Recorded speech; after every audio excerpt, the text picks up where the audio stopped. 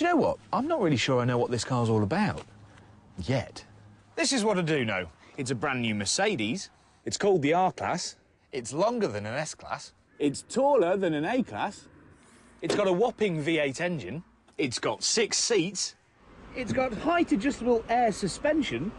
It's four-wheel drive. And it costs £50,000.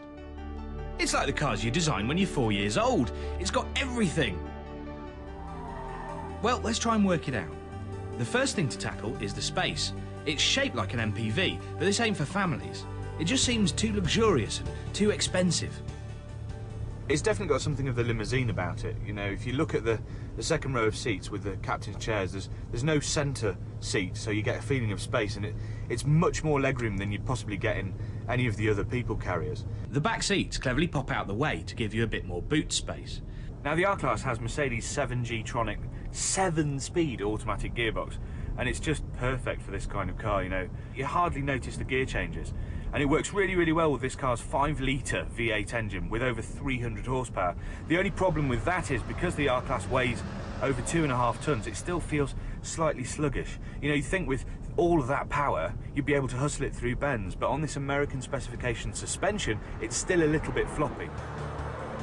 The cars we'll get in the UK will have Mercedes Airmatic suspension system as an option, which is basically a set of air springs which allow you to vary the ride height. So above 70 miles an hour on the motorway, it'll drop by 20mm, giving you a bit of a slipperier aerodynamic profile. And then when you go off-road, you can raise the suspension by 50mm to enable you to tackle little obstacles. I mean, it's not a rock-hopping, log-jumping maniac of an off-roader, but it will get you around a dripping wet paddock.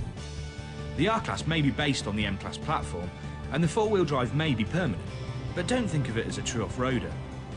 I suspect the reason this car is a 4x4 is to improve traction with all that power on wet roads. There are 2 versions of the R-Class. There'll be a standard wheelbase and a longer wheelbase, and we've got the longer wheelbase here. And to be honest, I wouldn't want a 3-point turn it in a London street. It's pretty big, and back there, it's got some really hefty C-pillars.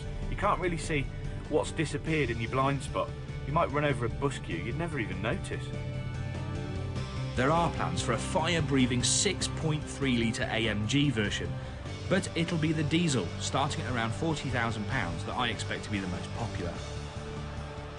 The R-Class may be an all-rounder, but the fact is, it's a real niche vehicle. In fact, it's in such a niche, it has no competitors. So if you like the sound of a four-wheel drive luxury MPV, then frankly, I'm forced to recommend it.